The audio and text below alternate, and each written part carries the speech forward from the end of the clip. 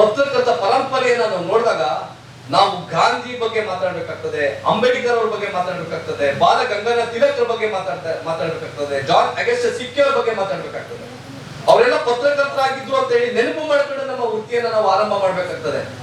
ನಾನು ಗಾಂಧಿ, ಅಂಬೇಡ್ಕರ್, ಬಾಲ Gangadhara Tilak, John Augustus ಸಿಕ್ಕಿ ಅಂತವರು ಅಂತರ ಪರಂಪರೆಯ ಮುಂದುವರೆದ ಭಾಗ ನಾನು ಫೀಲಿಂಗ್ಸ್ ಬರ್ತಿದ್ರೆ ನಿಮ್ಗೆ ನಿಮ್ಮ ವೃತ್ತಿಯ ಬಗ್ಗೆ, ನೀವು ಆಯ್ಕೆ ಮಾಡ್ಕೊಂಡಿರೋ ವಿಷಯದ ಬಗ್ಗೆ, ಮುಂದೆ ನೀವು ಏನ್ ಆಗ್ಬೇಕಂತ ಹೊರಟಿದ್ದೀರಿ ಅದ್ರ ಬಗ್ಗೆ ನಿಮ್ಗೆ ಕಾನ್ಫಿಡೆಂಟ್ ಬರೆಯಲ್ಲ, ರೆಸ್ಪೆಕ್ಟ್ ಬರಲ್ಲ, ಪ್ರೀತಿ ಹೋಗ್ತಲ್ಲ, ಗೌರವ ಬರಲ್ಲ. ನಾನು ಯಾರಿಂದ ನಾನು ಪತ್ರಕರ್ತನ ಕಾರಣಕ್ಕಾಗಿ ನನಗೆ ಗೌರವ ಕೊಡಬೇಕು ಈ ಸಮಾಜ ಅಂತ ಹೇಳಿ ನಾನು ಯಾರಿಂದ ನಿರೀಕ್ಷೆ ಮಾಡ್ತಾ ಇದ್ದೀನಿ. ನಾನು ಮೊದಲನೇದಾಗಿ ನನ್ನ ವೃತ್ತಿಯ ಬಗ್ಗೆ ನನಗೆ ಗೌರವ ಇದೆಯಾ ಅನ್ನೋದ್ರ ಬಗ್ಗೆ ನಾವು ಅನಲೈಸ್ ಮಾಡ್ಕೋಬೇಕಾಗ್ತದೆ. ಒಂದು ಸಮಾಜವನ್ನ ತಿದ್ದಕೊಟ್ಟಿದ್ದೀವಿ ಅಂದಾಗ ಸಮಾಜದೊಳಗಡೆ ನಮ್ಗೆ ಕಾರ್ಯಾಂಗ ಬರ್ತದೆ, ಶಾಸಕಾಂಗ ಬರ್ತದೆ, ನ್ಯಾಯಾಂಗ ಬರ್ತದೆ. ಇವ್ರನ್ನೆಲ್ಲರನ್ನು ತಿದ್ದುವಂತ, ಪ್ರಜಾಪ್ರಭುತ್ವವನ್ನ ಉಳಿಸುವಂತಹ, ದೇಶವನ್ನ ಸರಿದಾರಿಗೆ ತೆಗೆದುಕೊಂಡು ಹೋಗುವಂತಹ ಸ್ಥಿತಿ ನಿರ್ಮಾಣ ಆಗ್ಬೇಕು ಅಂದ್ರೆ ಮಾಡುವ ಹೊಣೆಗಾರಿಕೆ ನಮ್ಮ ಮೇಲಿದೆ ಅನ್ನೋದಾದ್ರೆ ನಾವು ಎಷ್ಟು ಸೀರಿಯಸ್ ಆಗಿ ನಾವು ಈ ಕ್ಷೇತ್ರದಲ್ಲಿ ಈ ವಿಷಯದಲ್ಲಿ ನಾವು ತೊಡಗಿಸ್ಕೋಬೇಕಾಗ್ತದೆ. ಒಂದು ಬಹುದೊಡ್ಡ ಮಾತಿದೆ, ಒಂದು ಒಳ್ಳೆ ಟಿವಿ ಒಂದು ಒಳ್ಳೆ ಪ್ರಪಂಚವನ್ನ ಸೃಷ್ಟಿ ಮಾಡ್ಬೋದಂತೆ, ಒಂದು ಕೆಟ್ಟ ಟಿವಿ ಒಂದು ಕೆಟ್ಟ ಪ್ರಪಂಚವನ್ನ ಕಂಡು ಕೆಟ್ಟ ಸಮಾಜವನ್ನ ಸೃಷ್ಟಿ ಮಾಡ್ತದಂತೆ. ಅದೇ ಒಂದು ಟಿವಿಗೆ ಎಷ್ಟು ಶಕ್ತಿ ಇದೆ. ಒಂದು ದೃಶ್ಯ ಮಾಧ್ಯಮ, ಒಂದು ಒಳ್ಳೆ ದೃಶ್ಯ ಮಾಧ್ಯಮ ನಮ್ಗೆ ಕೊಟ್ರೆ ಈ ದೇಶ ಒಂದು ಒಳ್ಳೆ ದೇಶ ನಿರ್ಮಾಣ ಆಗುತ್ತೆ ಅನ್ನೋ ಮಾತನ್ನ ಬಹುದೊಡ್ಡ ಪತ್ರಿಕೋದ್ಯಮಿಗಳು ಮಾತನ್ನು ಹೇಳ್ತಾರೆ. ಹಾಗೇನೆ ಇನ್ನೊಂದು ಮಾತು ಹೇಳ್ತಾರೆ, ವಾಟ್ ಇಸ್ ಗುಡ್ ಜರ್ನಲಿಸಂ ಅಂತಂದ್ರೆ, a good journalism is collecting information and adding a values to it and giving to the people ಅಂತ ಹೇಳ್ತಾರೆ. ನಾವು ಮಾಹಿತಿಯನ್ನ ಕಲೆ ಹಾಕಿ ಆ ಮಾಹಿತಿಗೆ ಮೌಲ್ಯವನ್ನ ತುಂಬಿ ಅದು ಸುದ್ದಿ ರೂಪದಲ್ಲಿ ನಾವು ಸಮಾಜಕ್ಕೆ ಕೊಡುವುದೇ ನಿಜವಾದ ಪತ್ರಿಕೋದ್ಯಮ ಅನ್ನೋ ಮಾತನ್ನ ನಾವು ಹೇಳ್ತೀವಿ. ನಿಮ್ಗೆ ಸ್ಟಿಂಜರ್ ಆಗಿರ್ಬೇಕು ಅಂದ್ರೆ ಅಕ್ಷರ ಜ್ಞಾನ ಇರಬೇಕು, ಬರೆಯೋದ್ ಗೊತ್ತಿರಬೇಕು, ಓದೋದ್ ಗೊತ್ತಿರಬೇಕು. ವರದಿಗಾರ ಆಗ್ಬೇಕು ಅಂತಂದ್ರೆ ಕನಿಷ್ಠ ವಿದ್ಯಾರ್ಹತೆ ನಿಮ್ಗೆ ಇರ್ಬೇಕು. ನೀವು ಉಪಸಂಪಾದಕರ ಆಗ್ಬೇಕು ಅಂದ್ರೆ ನಿಮ್ಗೆ ಕನಿಷ್ಠ ಪದವಿ ಇರ್ಬೇಕು. ಕನ್ನಡವನ್ನ ಓದ್ಲಿಕ್ಕೆ ಬರೀಲಿಕ್ಕೆ, ಇಂಗ್ಲಿಷ್ ನ ಓದ್ಲಿಕ್ಕೆ ಬರೀಲಿಕ್ಕೆ ನಿಮ್ಗೆ ಗೊತ್ತಿರ್ಬೇಕು. ನೀವು ಮುಖ್ಯ ಸಂಪಾದಕನಾಗಿ, ನೀವು ಸುದ್ದಿ ಸಂಪಾದಕನಾಗಿರ್ಬೇಕು ಅಂತಂದ್ರೆ ಅಷ್ಟು ಕೆಲಸಗಳನ್ನ ನಿರ್ವಹಣೆ ಮಾಡೋಷ್ಟು ಭೌತಿಕ ಮಟ್ಟ ನಿನ್ನಲ್ಲಿ ಇರ್ಬೇಕು. ಪತ್ರಿಕೋದ್ಯಮದ ಅನುಭವ ನಿಮ್ಗೆ ಇರ್ಬೇಕಾಗ್ತದೆ. ಆದ್ರೆ ಸಂಪಾದಕ ಆಗಕ್ಕೆ ಇದ್ಯಾವುದು ಇರ್ಬೇಕಾದ ಅಗತ್ಯ ಇಲ್ಲ.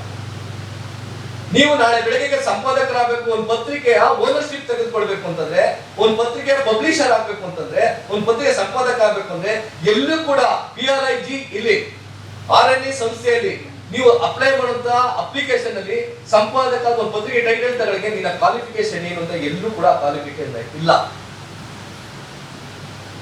ಈಗ ನಾನು ನಿಮ್ ಮೇಡಮ್ ಕೊಟ್ಟಿರೋ ಸಬ್ಜೆಕ್ಟ್ ಅಲ್ಲಿ ಆ ಸಂಪಾದಕನ ಹೊಣೆಗಾರಿಕೆ ಸವಾಲುಗಳ ಬಗ್ಗೆ ಮಾತಾಡಲ್ಲ, ಈ ಸಂಪಾದಕನ ಸವಾಲುಗಳ ಬಗ್ಗೆ ಹೊಣೆಗಾರಿಕೆಗಳ ಬಗ್ಗೆ ಮಾತಾಡಲ್ಲ.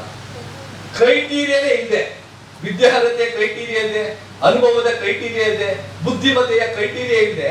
ಒಂದು ಪತ್ರಿಕೆಯ ಟೈಟಲ್ ನ ತುಂಬಾ ಸುಲಭವಾಗಿ ತೆಗೆದುಕೊಂಡು ರಾತ್ರಿ ಸಂಪಾದಕ ಅನ್ನಿಸ್ಕೊಳ್ಳುವಂತ ಸಂಪಾದಕನ ಜವಾಬ್ದಾರಿಗಳು ಮತ್ತೆ ಸವಾಲುಗಳ ಬಗ್ಗೆ ಮಾತಾಡಲು, ಅಥವಾ ಸ್ಟಿಂಜರ್ ಇಂದ ಹಿಡಿದು ಸಂಪಾದಕರವರೆಗೂ ಕೂಡ ಬಂದು ನಿಂತಿರುವಂತ ಸಂಪಾದಕರುಗಳ ಜವಾಬ್ದಾರಿ ಮತ್ತೆ ಸವಾಲುಗಳ ಬಗ್ಗೆ ಮಾತಾಡ್ಬೇಕು. ನೀವು ನನ್ನ ಪತ್ರಕರ್ತನೇ ಆಗ್ಬೇಕು ಅಂತ ಅನ್ನೋದ್ ಕಾರಣಕ್ಕಾಗಿ ನೀವು ಡಿಗ್ರಿಯನ್ನ ತೆಗೆದು ಕಷ್ಟಪಡ್ತಾ ಇದ್ರಿ. ಇಲ್ಲಿ ಹೊರಗಡೆ ನನ್ಗೊಂದು ಮೊಬೈಲ್ ಇದ್ರೆ ಸಾಕು ನಾನು ಜರ್ನಲಿಸ್ಟ್ ಆಗ್ತೀನಿ ಅಂತ ಕೂತಿದ್ದಾನಲ್ಲ, ಅವನ ಮತ್ತೆ ನಿಮ್ಮ ನಡುವಿನ ವ್ಯತ್ಯಾಸಗಳೇನಾಗಬೇಕು? ಇವತ್ತು ಯಾರ ಕೈ ಮೊಬೈಲ್ ಇದೆ ಅವರೆಲ್ಲರೂ ಕೂಡ ಜರ್ನಲಿಸ್ಟ್ಗಳು. ಅವರೆಲ್ಲರೂ ಕೂಡ ನಾವು ಪತ್ರ, ಯಾಕಂದ್ರೆ ನೀವೇನ್ ಕೂಡ ಕೊಟ್ಟಿದ್ರಿ, ಅವರು ಅದನ್ನೇ ಕೂಡ ಕೊಟ್ಟಿದ್ದಾರೆ. ನೀವು ಏನ್ ಹೇಳ್ತೀರಿ, ನಾನು ಮಾಹಿತಿ ಕೊಡ್ತೀನಿ, ಸುದ್ದಿ ಕೊಡ್ತೀನಿ, ವರದಿ. ಅವರು ಹೇಳ್ತಾರೆ ನಾನು ಅದನ್ನೇ ಕೊಡ್ತಾ ಇದ್ದೀನಪ್ಪ, ಎಲ್ಲಿ ಏನ್ ನಡೀತಾ ಇದೆ ನಾನು ತೋರಿಸ್ತಾ ಇದ್ದೀನಿ. ನಾನೇ I should be not A journalist. ನಾನೇ ಪತ್ರಕರ್ತ ಅನ್ನಿಸ್ಕೋಬಾರ್ದು, ನಾನೇ ಪತ್ರಕರ್ತ ಆಗ್ಬಾರ್ದು, ನಾನೇ ಸಂಪಾದಕ ಆಗ್ಬಾರ್ದು. ನೀವೇನ್ ಮಾಡಕ್ ಕೊಟ್ಟಿದ್ರು ಅದೇ ನಾನು ಮಾಡ್ತಾ ಇದ್ದೀನಿ ಅಂತ ಹೇಳ್ತಾ ಇದ್ದಲ್ಲ. ನೀವು ಎಲ್ಲಿ ಬಂದು ನಿಂತ್ಕೋತೀರಿ? ಶಾಲೆಗಳ ಕಾಲೇಜುಗಳಿಂದ ಹೊರಗಡೆ ಬಂದಾದ್ಮೇಲೆ ಪತ್ರಕರ್ತರಿಗೆ ಒಂದು ಕ್ಯಾರೆಕ್ಟರ್ ಇರ್ತದೆ, ಗುಣಲಕ್ಷಣಗಳಿರ್ತದೆ. ನಿಜವಾಗ್ಲೂ ಒಬ್ಬ ಒಳ್ಳೆ ಪತ್ರಕರ್ತ ಆಗ್ಲಿಕ್ಕೆ ಒಂದು ಗುಣಲಕ್ಷಣಗಳು. ಯಾವ ಗುಣಲಕ್ಷಣ ಅಂದ್ರೆ, ಮೊದಲು ಧೈರ್ಯ. ಯಾಂತರ ಸಂದರ್ಭಗಳು ಬಂದ್ರು ಕೂಡ ನಾನು ಎದುರು ನಿಲ್ಲಿಸ್ತೀನಿ ಅನ್ನುವಂತ ಒಂದು ಧೈರ್ಯ ಇರ್ಬೇಕಾಗ್ತದೆ. ಆ ಕ್ಯಾರೆಕ್ಟರ್ ಬರ್ಬೇಕಾಗ್ತದೆ. ಬಡವರನ್ನ ನೋಡಿದಾಗ, ಶೋಷಿತರನ್ನ ನೋಡಿದಾಗ, ಅಸ್ತವರನ್ನ ನೋಡಿದಾಗ ನಮ್ಮ ಕರುಳು ಚುರುಕನ್ಬೇಕು. ನಮ್ಮ ಒಳಗಿನ ಮಾನವೀಯತೆ ಜಾಗೃತಿಗೊಳ್ಬೇಕು, ಮನುಷ್ಯತ್ವ ಜಾಗೃತಿಗೊಳ್ಬೇಕು. ಆ ಗುಣಲಕ್ಷಣ ಇದೆಯಲ್ಲ, ಅದು ಒಬ್ಬ ಒಳ್ಳೆ ಪತ್ರಕರ್ತನ ಸೃಷ್ಟಿ ಮಾಡಿ ಸಾಧ್ಯ ಆಗ್ತದೆ. ಅನ್ಯಾಯ, ಶೋಷಣೆ, ದಬ್ಬಾಳಿಕೆ, ದೌರ್ಜನ್ಯಗಳು ನಡೆದಂತ ಟೈಮಲ್ಲಿ ಯಾರ್ದು ಮುಲಾಜು ಮರ್ಜಿ ಇಲ್ಲದೆ ಪ್ರಶ್ನಿಸುವಂತ ಎದೆಗಾರಿಕೆ ಇದೆಯಲ್ಲ, ಆ ಗುಣಲಕ್ಷಣ ಒಬ್ಬ ಒಳ್ಳೆ ಜರ್ನಲಿಸ್ಟ್ ತಯಾರು ಮಾಡ್ತದೆ. ಮತ್ತೆ ಯಾವುದೇ ಒತ್ತಡಗಳಿಗೆ ಮಣಿದೆ, ಯಾವುದೇ ಆಸೆ ಆಕಾಂಕ್ಷೆಗಳಿಗೆ ಮಣಿದೆ, ಆಮಿಷಗಳಿಗೆ ಒಳಗಾಗದೆ ಧೈರ್ಯವಾಗಿ ಸತ್ಯವನ್ನ ಹೇಳ್ತೀನಿ ಅನ್ನೋ ಗುಣ ಇದೆಯಲ್ಲ, ಆ ಗುಣದಿಂದ ಮಾತ್ರ ಒಬ್ಬ ಒಳ್ಳೆ ಜರ್ನಲಿಸ್ಟ್ ಸೃಷ್ಟಿ ಆಗ್ಲಿಕ್ಕೆ ಸಾಧ್ಯ ಆಗ್ತದೆ. ಈ ಕ್ಯಾರೆಕ್ಟರ್ಗಳು ಒಳ್ಳೆ ಪತ್ರಕರ್ತೆ ಆಗೋದಕ್ಕೆ ಬೇಕು ಅನ್ನೋದನ್ನ ನಾನು ನಿಮ್ಗೆ ಹೇಳಲಿಕ್ಕೆ ಬಯಸ್ತಾ ಇದ್ದೇನೆ. ನಾವು ಎಲ್ಲರೂ ಕೂಡ ಪತ್ರಕರ್ತರಿಗೆ ನೀವು ಮಾರ್ಕೋಬೇಡಿ ಅಂತ ಇದ್ವಿ. ಸಂಪಾದಕರಿಗೆ ನೀವು ಈಗ ಪ್ರಾಬ್ಲಮ್ ಇರ್ಬೋದು, ಚಾಲೆಂಜಸ್ ಎಲ್ಲಿರೋದು ಗೊತ್ತಾ? ಸರಿಯಪ್ಪ, ನಾನ್ ಮಾರ್ಕೊಳ್ಳೋದು ನಿಜ, ಗೊತ್ತಿದ್ರೆ ಬೇರೆಯವ್ರು ನನ್ ಮಾರ್ತಾವನಲ್ಲ. ಯಾವನೋ ಒಂದು ಲೋಗ ಮಾಡ್ಕೊಂಡು ನಾನು ವಿಜಯಕಾಲ ಪತ್ರಿಕೆ ಸಂಪಾದಕ ಸರ್ ಅಂದ್ರೆ ಯಾರು ಗೊತ್ತು? ನಾನು ವಿಜಯಕಾಲ ಪತ್ರಿಕೆ ಕೆಲಸ ಮಾಡ್ತಾ ಇದ್ದೀನಿ ಅಂದ್ರೆ ಯಾರು ಗೊತ್ತು? ಒಂದ್ ಲೋಗ ಮಾಡ್ಕೊಂಡು ಹೋಗ್ತಾನೆ, ನಂದೊಂದು ಪತ್ರಿಕೆ ತಗೊಂಡು ಹೋಗ್ತಾನೆ. ಇವತ್ತು ನಾವು ಮಾರ್ಕೋಬಾರ್ದು ಅನ್ನೋ ಪ್ರಜ್ಞೆ ಒಳಗಿದ್ದಂತ ನಮ್ಗೀಗ ಭಯ ಶುರು ಆಗಿದೆ ಅಂದ್ರೆ ನಮ್ಗೆ ಗೊತ್ತಿದ್ದದಾಗೆ ನಾವು ಎಲ್ಲೆಲ್ಲಿ ಹೇಗೆ ಯಾವ್ಯಾವ ರೂಪದಲ್ಲಿ ಮಾರಾಟ ಆಗ್ತಾ ಇದೀವಿ ಅಂತ ನಮ್ಗೆ ಗೊತ್ತಾಗ್ತಾ ಇಲ್ಲ ಅಂತ ಒಂದು ಸವಾಲಿಗೆ ನೈಜ ಪತ್ರಕರ್ತರಿಗೆ ಮತ್ತೆ ನೈಜ ಪತ್ರಿಕೋದ್ಯಮಿಗಳಿಗೆ ಮತ್ತೆ ನೈಜ ಸಂಪಾದಕರಿಗೆ. ಜನರು ಯಾವದನ್ನ ಅಭಿರುಚಿ ಅಂತೇಳಿ ಬಯಸ್ತಾ ಇದ್ರೋ ಅದನ್ನೆಲ್ಲ ಕೊಡೋದೇ ಸುದ್ದಿ ಅಂತ ನಾವು ಅನ್ಕೊಂಡಿದೀವಿ. ಆದ್ರೆ ಜನರಿಗೆ ನಾವು ಯಾವುದರ ಬಗ್ಗೆ ಅಭಿರುಚಿನ ಮೂಡಿಸ್ಬೇಕು. See whether a good journalism ಅನ್ನಂಥದ್ದು running behind trend or setting a trend. Trend ಏನ್ ಬೇಕಾಗಿರುವ ಟ್ರೆಂಡ್ಗೆ ಪರಿಣಾಮ ದುಷ್ಪರಿಣಾಮಗಳು ಎಲ್ಲೇನೇ ಇರೋದಿಲ್ಲ. ಅದಕ್ಕೆ ಸಭ್ಯತೆ ಮತ್ತೆ ಅಸಭ್ಯತೆ ಚೌಕಟ್ಟೆ ಇರಲ್ಲ ಟ್ರೆಂಡ್ಗೆ. ಏನ್ ಮಾಡಿದ್ರು ಟ್ರೆಂಡೇ.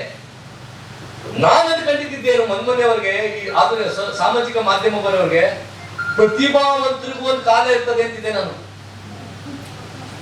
ಹಾರ್ಡ್ ವರ್ಕರ್ ಮಾಡೋರ್ಗೂ ಒಂದು ಕಾಲ ಬರ್ತದೆ. ನನ್ನ ವೈಫ್ ಹೇಳಿದೆ, ಶ್ರಮ ಹಾಕೋ, ಪ್ರತಿಭೆನ ಬೆಳೆಸ್ಕೋ, ಟ್ಯಾಲೆಂಟ್ ಇವತ್ತರ ನಾಳೆ ಟ್ಯಾಲೆಂಟ್ ಒಂದು ಬೆಲೆ ಇರ್ತದೆ.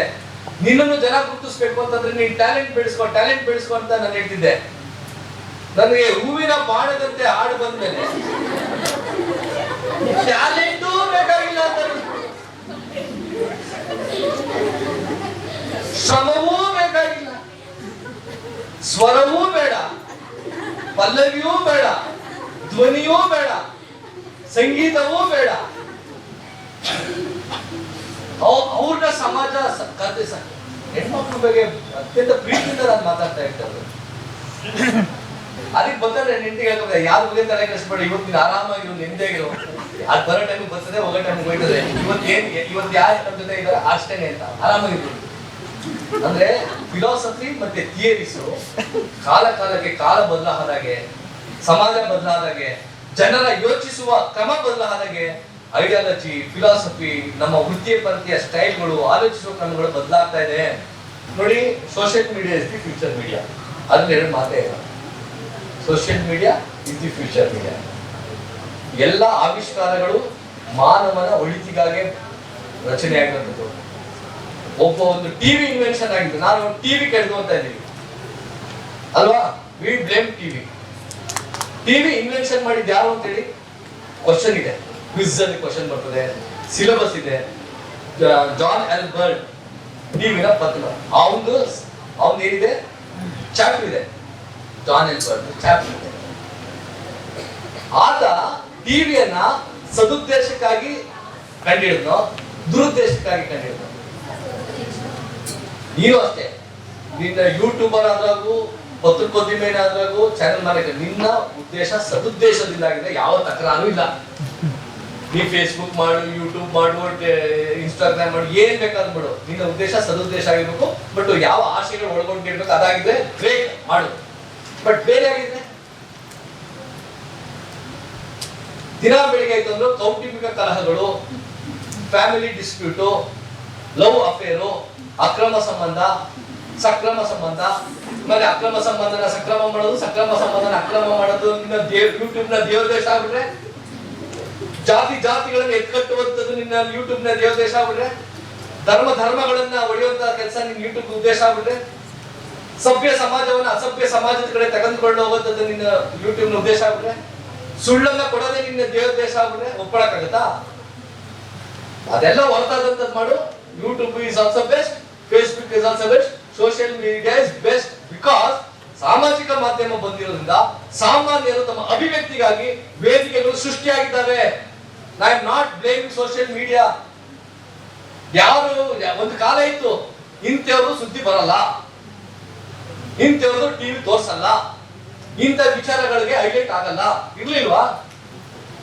ಆತರ ಸಂಪ್ರದಾಯ, ಭಾರತದಂತ ಸಂಪ್ರದಾಯ ಮತ್ತೆ ಮಡಿವಂತ ಪತ್ರಿಕೋದ್ಯಮದೊಳಗಡೆ ಸಾಮಾನ್ಯರು, ಶೋಷಿತರು, ಧ್ವನಿರಹಿತರು, ಬಡವರ ಪರವಾದಂತ ಮಾಧ್ಯಮ ಇಲ್ಲ ಅನ್ನುವಂತ ಸ್ಥಿತಿ ನಿರ್ಮಾಣದ ಟೈಮಲ್ಲಿ ಅದಕ್ಕೆ ಪರ್ಯಾಯ ಅಂತ ಉಳ್ಕೊಂಡಿದೆ ಸಾಮಾಜಿಕ ಮಾಧ್ಯಮ. ಇವತ್ತು ನೋವಿನ ಸಂಗತಿ ಏನ್ ಗೊತ್ತಾ? ಟಿವಿ ವೈರಲ್ ಆಗಿದ್ದು ನಾವು ತೋರಿಸ್ತಾ ಇದೀವಿ ಅಂತ ತೋರಿಸ್ತಾ ಇಲ್ಲ ಸೋಷಿಯಲ್ ಮೀಡಿಯಾ. ಟಿವಿ ಅವರು ಸೋಷಿಯಲ್ ಮೀಡಿಯಾದಲ್ಲಿ ವೈರಲ್ ಆಗಿದ್ದು ಟಿವಿ ಅವರು ತೋರಿಸ್ತಾರೆ. ಅಂದ್ರೆ ಸಾಮಾಜಿಕ ಮಾಧ್ಯಮವನ್ನ ಪತ್ರಿಕೋದ್ಯಮವೂ ಅವಲಂಬಿಸಿದೆ, ವಿದ್ಯುನ್ಮಾನವೂ ಅವಲಂಬಿಸಿದೆ, ಡಿಜಿಟಲೈಸೇಷನ್ಗೆ ಸಾಮಾಜಿಕ ಪ್ಲಾಟ್ಫಾರ್ಮ್ ಆಗಿ ಅವರು ಕೂಡ ಬಂದ್ಬಿಟ್ಟಿದ್ದಾರೆ. ಹಾಗಾಗಿ ಅದಕ್ಕೆ ಮಹತ್ವ ಇದೆ, ಆದ್ರೆ ಸದುದ್ದೇಶಗಳಲ್ಲಿ ಅಷ್ಟೇ ಕೊರತೆ ಇದೆ ಅನ್ನೋದನ್ನ ನನ್ನ ಆತಂಕದ ವಿಚಾರ. ನನ್ನಾಗೆ ಎಷ್ಟು ಜನರನ್ನು ಬೇಕಾದ್ರೂ ಸೃಷ್ಟಿ ಮಾಡಬಹುದು, ನನ್ನಾಗೆ ಮಾತನಾಡುವಂತ ಧ್ವನಿಗಳನ್ನ ಸೃಷ್ಟಿ ಮಾಡಬಹುದು. ನನ್ನನ್ನ ಇವತ್ತು ನಾನು ಇಲ್ಲಿ ನಿಂತ್ಕೊಂಡು ಹೊಗಳಿರೋದ್ನ ನಮ್ಮ ಹುಡುಗ ಹೋಗ್ಬಿಟ್ಟು ಬೈದಿರಂಗೆ ಬಿಡ್ಬೋದಲ್ಲ. ನನ್ನ ಮಾತುಗಳನ್ನ ತಿರ್ಚಬಹುದು, ನನ್ನ ಹೇಳಿಕೆಗಳನ್ನ ತಿರ್ಚಬಹುದು, ನನ್ನ ಎಮೋಷನ್ಸ್ ಗಳನ್ನ ತಿರ್ಚಬಹುದು, ನನ್ನ ಅಳ್ತಿರೋವನ್ನ ನಗ್ತಿರೋವನ್ನ ಮಾಡ್ಬೋದು, ನಗ್ತಿರೋವನ್ನ ಅಳ್ತಿರೋವನ್ನ ಮಾಡ್ಬೋದು, ನನ್ನ ಗಂಭೀರವಾದಂತ ವಿಚಾರಗಳನ್ನ ಜೋಕಾಗಿ ನೀವು ಪರಿವರ್ತನೆ ಮಾಡಬಹುದು. ರಾಜ್ಕುಮಾರ್ ಸಿನಿಮಾಗಳನ್ನ ನೋಡಿ ಬದುಕನ್ನ ರೂಪಿಸ್ಕೊಂಡಂತ, ಬದುಕನ್ನ ಕಟ್ಟಿಕೊಂಡಂತ ತುಂಬಾ ದೊಡ್ಡ ಸಿನಿಮಾಗಳು ಮತ್ತೆ ದೊಡ್ಡ ರಾಜ್ಕುಮಾರ್ ಡೈಲಾಗ್ಗಳು. ಆ ರಾಜ್ಕುಮಾರ್ ಡೈಲಾಗ್ ಇಂದ ನಾನು ಪರಿವರ್ತನೆ ಆಗಿದೆ ಸರ್ ಅಂತ ಹೇಳ್ತಂತ ಡೈಲಾಗ್ಗಳಿದಾವೆ, ಕೆಲವು ಮಾಸ್ಟರ್ ಡೈಲಾಗ್ಸ್ಗಳು. ಅವು ಇವತ್ತು ಕೂಡ ಒಂಥರ ಸುವರ್ಣ ಅಕ್ಷರದಲ್ಲಿ ಬರೆದಿಡುವಂತ ಡೈಲಾಗ್ಸ್ಗಳಿದೆ. ಅವು ಇವತ್ತು ಜೋಕ್ಗಳಾಗಿದ್ದಾವೆ ಈ ಸೋಷಿಯಲ್ ಮೀಡಿಯಾದಲ್ಲಿ. ಅವರು ಜೋಕ್ಗಳಿಗಾಗಿ ಬಳಸ್ಕೊತಾ ಇದ್ದಾರೆ ಅಲ್ವಾ ಸರ್? ದೊಡ್ಡ ದೊಡ್ಡ ದಾರ್ಶನಿಕರು, ದೊಡ್ಡ ದೊಡ್ಡ ಐಕಾನ್ಸ್ಗಳು, ದೊಡ್ಡ ದೊಡ್ಡ ಸೆಲೆಬ್ರಿಟಿಗಳು, ದೊಡ್ಡ ದೊಡ್ಡ ಸಮಾಜ ಸುಧಾರಕರ ಸಮಾಜಮುಖಿಯ ಚಿಂತನೆಗಳು ಇವತ್ತು ಜೋಕ್ ಕಟ್ ಮಾಡಿದ ಸ್ಥಿತಿ ಮಾಡಿದೆ. ಆದ್ರೆ ಎಂಡ್ ಆಫ್ ದಿ ಡೇ ನಾವೆಲ್ಲ ಬಂದು ನಿಂತ್ಕೊತೀವಿ, ಅದೇ ಬುದ್ಧ, ಅದೇ ಬಸವ, ಅದೇ ಅಂಬೇಡ್ಕರ್, ಅದೇ ಗಾಂಧಿ ಅವ್ರದೇ ಜಯಂತಿ ಮಾಡ್ತಿರೋದು.